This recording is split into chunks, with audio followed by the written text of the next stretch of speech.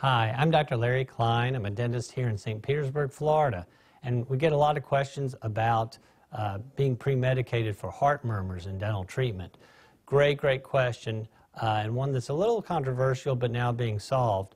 The reason people are pre-medicated for heart murmur, a murmur itself is where the valves of the heart don't necessarily close at the proper time and sequence, and so sometimes a bacteremia can set up from the mouth and go actually and lodge on the heart, causing an infection called bacterial endocarditis, which can go anywhere from being sick to killing a person.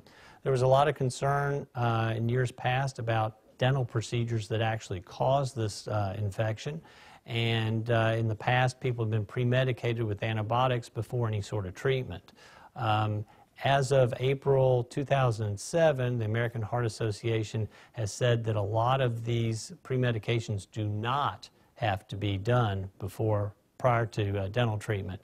Some of the indications that are not being needed to be pre-medicated now would be things for mitral valve prolapse, a murmur itself, where the functional or organic genital defects in the heart. Those are all now not needed to be pre-medicated.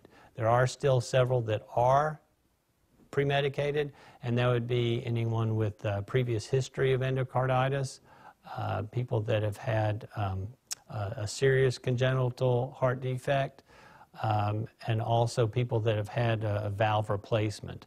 So if you have any other questions concerning pre-medication for a murmur and what the American Heart Association recommends, please get in touch with me, Dr. Larry Klein, here in St. Petersburg, Florida.